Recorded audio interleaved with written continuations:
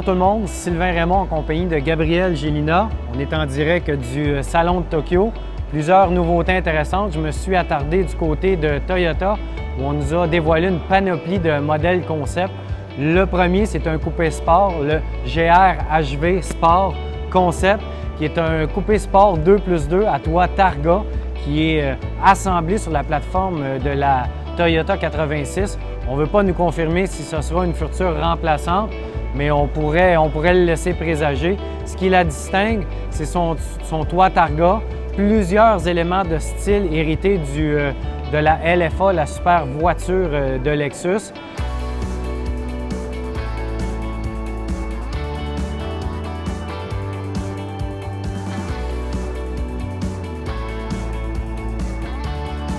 On a également le Find Comfort Ride, qui est un nouveau modèle qui démontre véritablement l'implication de Toyota dans les véhicules propulsés à l'hydrogène. Donc, c'est un véhicule à conduite autonome muni d'une pile à combustible. Le réservoir à hydrogène est placé au centre, dans le plancher. On a une excellente autonomie. On parle de 1000 km et le plein d'hydrogène qui peut être fait en 3 à 5 minutes.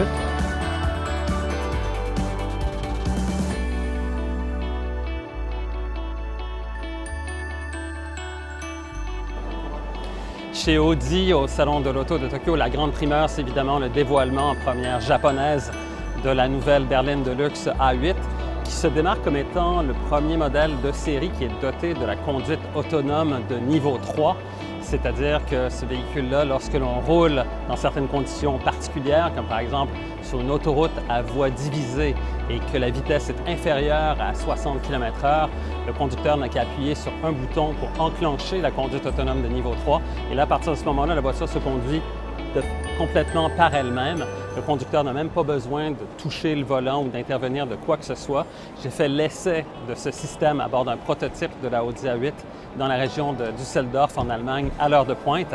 Et on regardait tout simplement le bulletin de nouvelles télévisé sur l'écran central de la voiture pendant que la voiture, elle, nous conduisait en pleine circulation dense, encore une fois à l'heure de pointe dans la région de Düsseldorf. Toujours au Salon de l'Auto de Tokyo chez Audi, on présentait ce concept de VUS qui s'appelle E-Lane. En fait, il s'agit d'un véhicule qui a d'abord été présenté au Salon de l'Auto de Shanghai au mois d'avril dernier. À ce moment-là, il s'appelait le Sportback Concept. Par la suite, il a été représenté une deuxième fois au Salon de l'Auto de Francfort en septembre. C'est là qu'on a découvert son nouveau nom qui s'appelle E-Lane. Et il est évidemment ici sur le kiosque de Audi au Japon, au Salon de l'Auto de Tokyo. Ce véhicule-là se démarque pour plusieurs raisons. Premièrement, il s'agit d'un VUS à motorisation entièrement électrique qui est équipé d'une batterie de 95 kWh, ce qui lui donnerait une autonomie d'environ 500 km selon Audi. Il est animé par 3 moteurs électriques, un qui entraîne les 2 roues avant et ensuite 2 autres qui sont accolés sur chacune des roues arrière.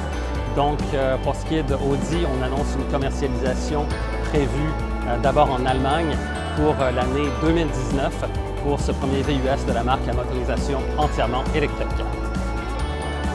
Du côté de Lexus, on nous présente la LS Plus Concept, modèle qui laisse présager l'orientation future en termes de design de la marque, également ce que va donner la prochaine génération de la LS. Ce qui la distingue, c'est toujours sa grille avant en sablier. Dans le cas du concept, on l'a agrémenté d'un éclairage mauve ou multicolore selon l'humeur de la voiture. La voiture est également pourvue d'une conduite 100% autonome. Donc, on prend vraiment la tangente autonome chez Toyota et Lexus. C'est un modèle qui pourrait arriver sur nos routes dès 2020 avec certains niveaux de conduite autonome.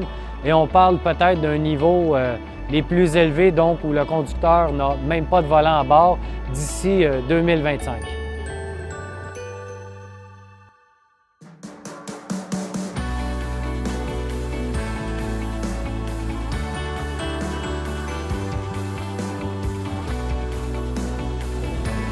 Du côté de chez Mazda, on présente 2 concepts. Dans un premier temps, le Kai Concept, ici, qui nous donne une idée du style de la prochaine génération peut-être de la Mazda 3 ou en tout cas des plus petites voitures de Mazda. Pour ce qui est du design, c'est véritablement une évolution de la philosophie de design Kodo avec des formes qui sont un petit peu plus simples, un look qui est un petit peu plus minimaliste pour ce qui est du design.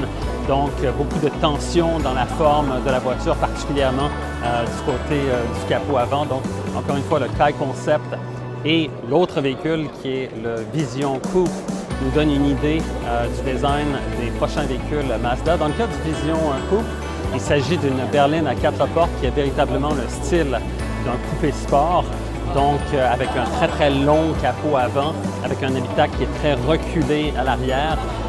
Sur ce véhicule-là, on remarque aussi une ligne d'épaule qui est très présente, qui part depuis l'aile avant jusqu'à l'arrière de la voiture. Il y a aussi un axe de puissance qui nous donne véritablement une impression que la voiture s'élance vers l'avant. Donc encore une fois, dans le cas du Vision Coupé et également du Kai Concept, ça nous donne une idée du design des prochains véhicules Mazda.